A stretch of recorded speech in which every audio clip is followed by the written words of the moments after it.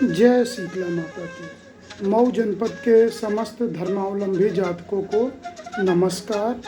आइए हम यहाँ कल बुधवार 28 मई सन 2025 का पंचांग जानेंगे और रविवार से बुधवार तक, यानी रविवार जो बीत गया, उसके बाद सोमवार, उसके बाद आज मंगलवार भौमी अमावस्या है और कल बुधवार तक जो संतान उत्पन्न हुए हैं उनकी हम राशि का नाम जानेंगे।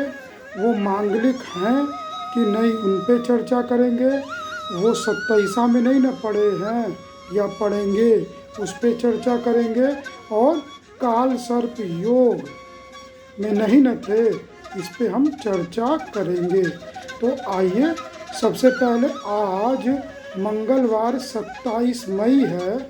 चूँकि मैं शनिवार के बाद वीडियो नहीं बना पाया, रविवार को तो छुट्टी होती है, उसके बाद सोमवार को मैं काफ़ी व्यस्त रहा जिससे मैं वीडियो नहीं बना पाया।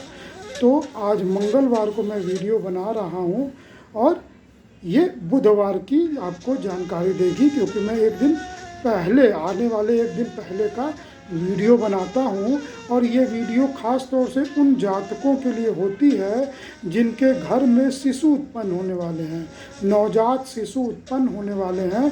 तो उन पे हम चर्चा करते हैं कि क्या उनका राशि का नाम होगा, क्या उनकी राशि होगी, कहीं वो 27 में नहीं है, मूर में नहीं है, या गंडमूल योग नहीं है, या काल सर्प योग से ग्रसित नहीं है। ये सब हम जानने के लिए ये वीडियो बनाते हैं ताकि आप सही गणना पा जाए, ताकि जब आप मेरे पास आएँ तो आप सही गणना लेके आएँ, ताकि भविष्य में कभी आप हमको कुंडली या किसी ज्योतिष को कुंडली बनने को दे तो राशि का नाम वगैरह यथार्थ रहे। तो ये वीडियो आप ज़रूर उन मित्रों को भेज दीजिएगा जिनकी कल संतान उत्पत्ति होनी है या जिनके आने वाले कुछ दिनों में संतान उत्पत्ति होनी है। और जो मैंने शनिवार को वीडियो इससे पहले बनाया है उसका लिंक नीचे कमेंट बॉक्स में है, उसको आप पा लीजिएगा, जिससे इससे पहले की वीडियो की आपको जानकारी मिल जाए। तो सबसे पहले हम पंचांग देख लेते हैं कल बुधवार 28 मई को। तो कल ज्येष्ठ मास आरंभ होने वाला है, ज्येष्ठ शुक्ल पक्ष आरंभ होगा, जिसकी पूर्णिमा, जेठ मास की पूर्णिमा जो है वह 11 तारीख दिन बुधवार को पड़ेगी और कल एकम तिथि है। तो कल एकम है जेठ मास का, और जेठ मास की एकम जो है वो सूर्योदय होते ही कल 6:13 48 पे समाप्त हो जाएगी। तदुपरांत द्वितीया लगेगी और द्वितीया भी परसों यानी गुरुवार की भोर में सूर्योदय से पहले ही समाप्त हो जाएगी 4:12 48 पे। तदुपरांत तृतीया लगेगी, यानी परसों सूर्योदय के साथ तृतीया लगी रहेगी, ठीक दिन गुरुवार को। तो कल बुधवार एकम तिथि रहेगी। उत्तर दिशा की दिशाशूल रहेगी, अर्थात उत्तर दिशा की ऐसी यात्रा नहीं करेंगे जिसमें आप संध्या तक घर वापस लौट के न आ सकें। कल जो है वो सूर्य उदय 5:14 48 पे होगा, वह सूर्यास्त 6:40 48 पे होगा। ये समय अवधि आपके पूजा पाठ आरंभ करने, दीप प्रज्वलित करने, लक्ष्मी जी की पूजा करने, कुल देवता की पूजा करने के लिए मैंने समय बता दिया है। कल जो है वो दिशाशूल दोपहर 12 बजे से 1:30 बजे तक रहेगा, अर्थात इस अवधि में कोई नवीन कार्य आरंभ नहीं करेंगे। जो पूर्व से ही कार्य आरंभ किए हुए हैं वो करते रहेंगे।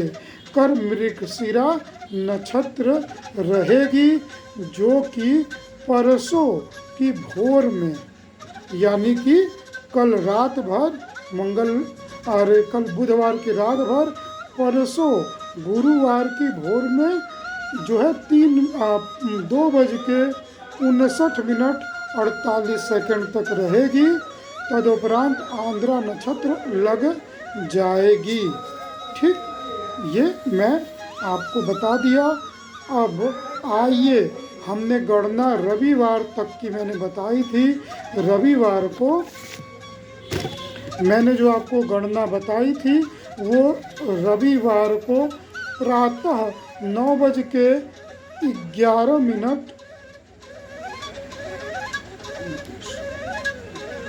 एक मिनट।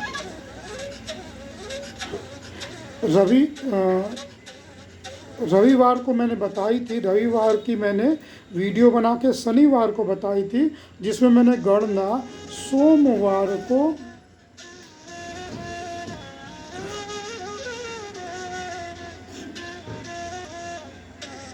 अश्विनी नक्षत्र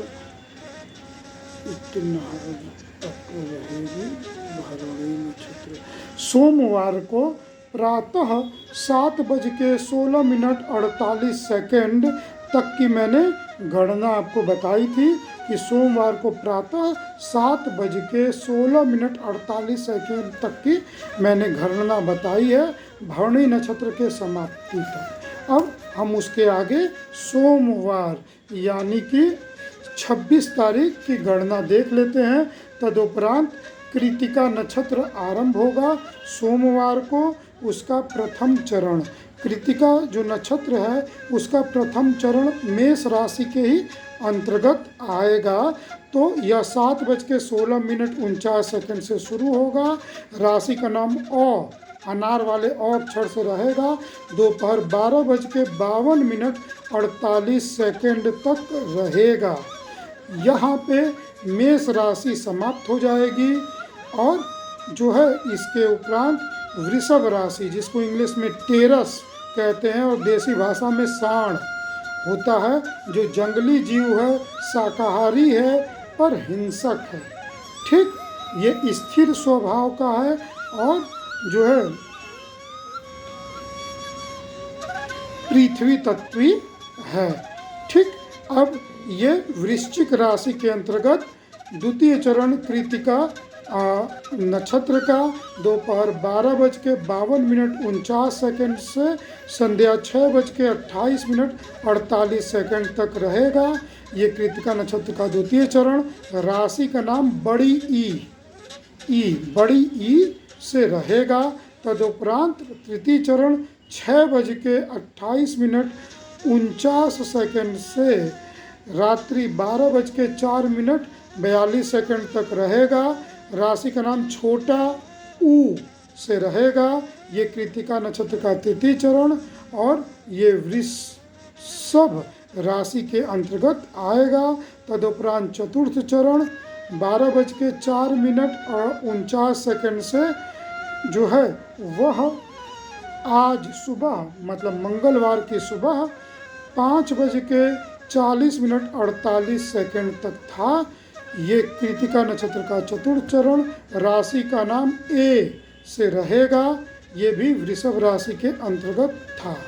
तदुपरांत जो है वो आज प्रातः रोहिणी नक्षत्र आरंभ हुई है 5:40 से, जिसमें प्रथम चरण जो कि वृषभ राशि के ही अंतर्गत आएगा। इनके रोहिणी नक्षत्र के समस्त चरण, जिसमें राशि का नाम जो है वो ओ अक्षर से होगा प्रथम चरण में, जो कि 5:40 से आज दोपहर 11:19 तक था। राशि का नाम ओ अक्षर से।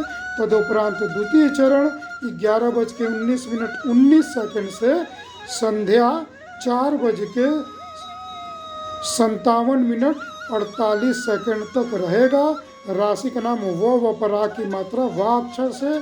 तदुपरांत तृतीय चरण 4:57 से रात्रि आज 10:36 तक रहेगा।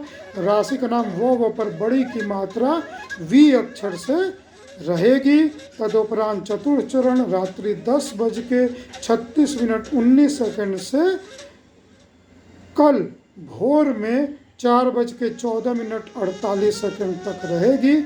राशि का नाम व पर बड़ी की मात्रा वु अक्षर से रहेगा।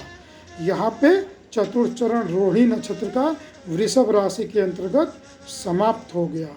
ठीक, अब वृषभ राशि का राशि रत्न जो है वो हीरा है, उपरत्न ओपल सफ़ेद पुखराज है। ठीक, अब तृतीय चरण, अब कल की गणना, कल बुधवार की गणना पे हम आएंगे। यहाँ आज की जानकारी देख लें।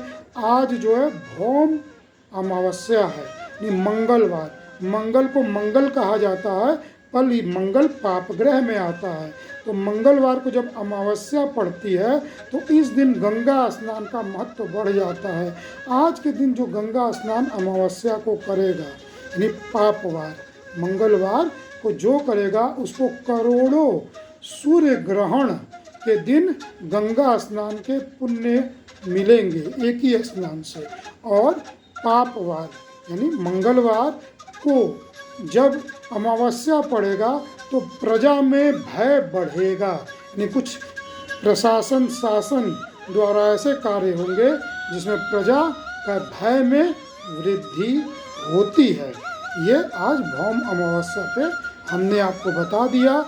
अब आइए कल का बुधवार का मृगशिरा नक्षत्र, तो अभी तक मैंने जल्दी में बताया तो नक्षत्र के गुण चरण मैंने छोड़ दिए, पर आइए अब हम यहाँ पे मृगशिरा नक्षत्र उभयचर नक्षत्र है, यानी स्त्री संज्ञक भी नहीं है, पुरुष संज्ञक भी नहीं है, दोनों का मिश्रित रूप है। तो ऐसे व्यक्ति सेल्फ डिपेंड रहते हैं और ज़रूरत पड़ने पे किसी से पूछते भी हैं। ऐसे व्यक्ति बहुत पुरुषार्थी और ऊर्जावान रहते हैं, अपने ऊर्जा के बल पे जीते हैं, जीवन शक्ति के बल पे जीते हैं और अपने दम पे ऐसे व्यक्ति जीवन यापन करते हैं। इसके 2 चरण वृषभ राशि में और 2 चरण मिथुन राशि में पड़ते हैं। प्रथम 2 चरण, तो प्रथम 2 चरणों की गणना कर लें, जो कि पढ़ेंगे।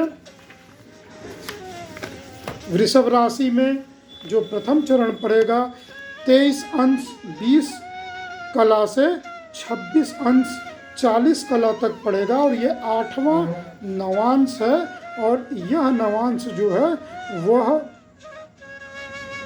सूर्य के जो है वो सिंह राशि में पड़ता है। तो वृषभ यानी कि शुक्र ग्रह प्रबल होगा और नक्षत्र मृगशिरा नक्षत्र का स्वामी मंगल है, तो मंगल ग्रह प्रभावी होगा। वृषभ राशि में है तो शुक्र ग्रह प्रभावी होगा और सूर्य का नवांश है तो सूर्य ग्रह प्रभावी होगा। अब कुंडली में जो ग्रह इसमें सबसे ज़्यादा प्रभावी होगा उसके गुण जातक दिखाई पड़ने लगेगा।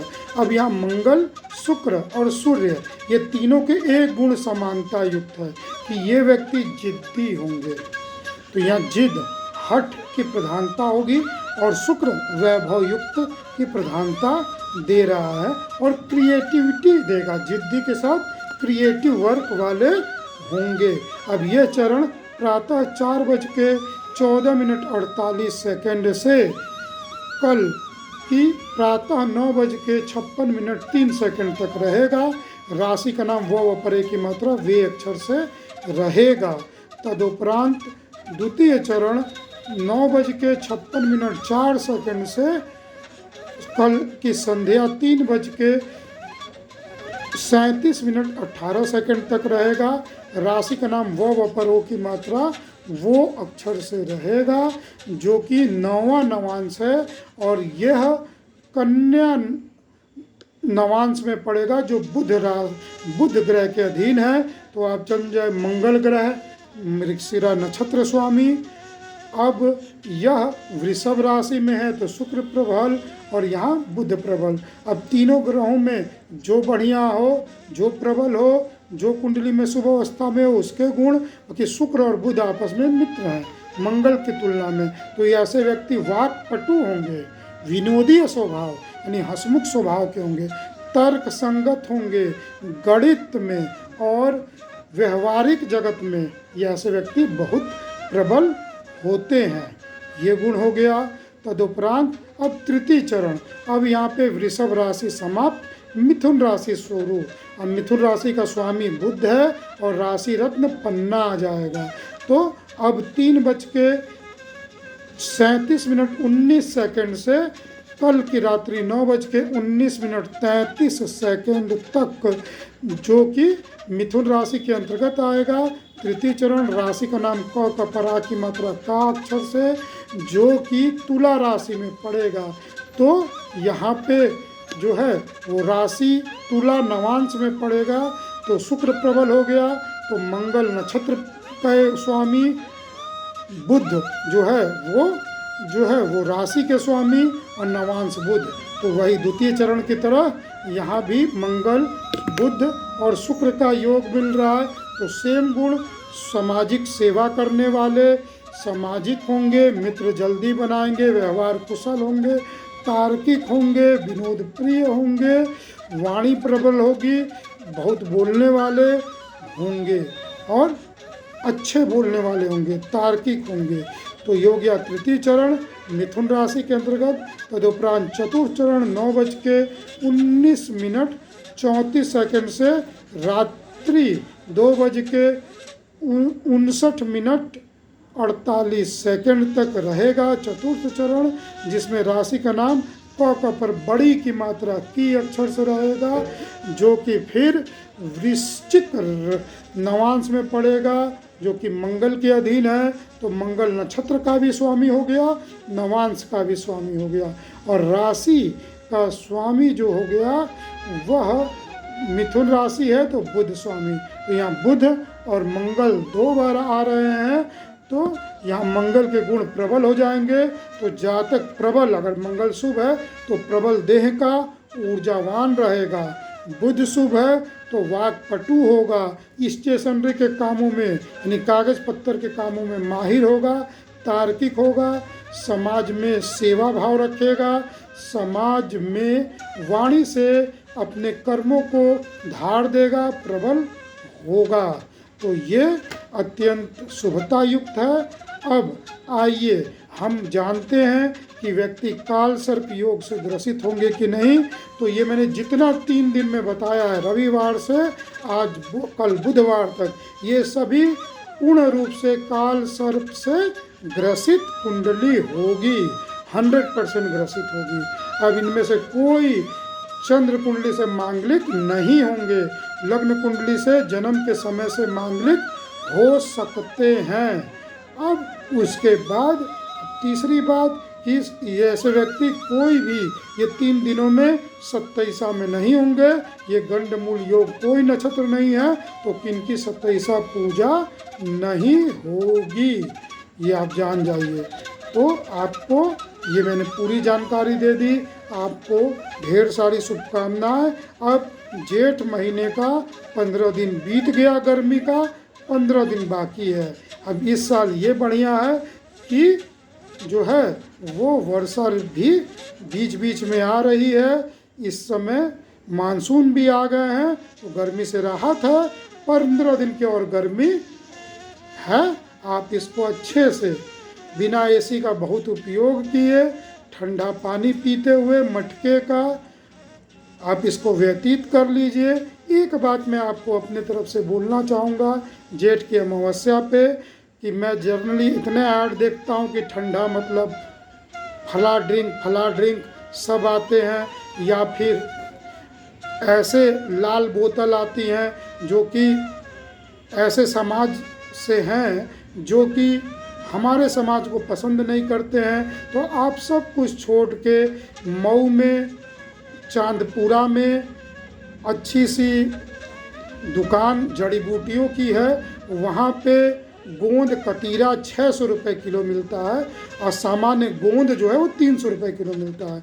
बस गोंद कतीरे को लेके आप जल में भिगो लीजिए एक टुकड़ा ना, और वो फूल के बहुत ज़्यादा हो जाएगा। और सरबजीत के बीज ले लीजिए, जो कि जो है काली तिल की तरह होती है, पर बीजने के बाद वो खूब अच्छा उसके ऊपर जो है सफ़ेद लेयर हो जाती है। और इसमें आप नींबू गाड़ के, चाहे दही में डाल के खूब अच्छे से पीजिए। और इस समय आप सत्तू भी मिला के पीजिए या सत्तू पीजिए, ये सब असली ठंडाई देती हैं। तो इस ऐसी ठंडाई के साथ रहिए आप। ये जो ठंडा मतलब जो बोला जाता है, ये सब मत पीजिए, ये सब अनर्गल ड्रिंक है। ये अपने धर्म के साथ और ये पीजिए जिसके आपकी बोन हेल्थ भी सही होगी, जो आपकी मेरुदंड है उसकी हड्डियां भी अच्छी होंगी, घुटने का दर्द भी जाएगा, बहुत अच्छा रहेगा। तो इसका आप उपयोग करिए और अपने जो है गन्ने का रस वगैरह का ज़्यादा उपयोग करिए। और ये करने से गर्मी का असली आनंद मिलता है, और जब पसीना भी टपकता है ना जब आप पिए रहते हैं तो आपको बड़ा सुख महसूस होता है। तो इसका लाभ उठाइए और ढेर सारी शुभकामनाएं। धन्यवाद। वंदे मातरम।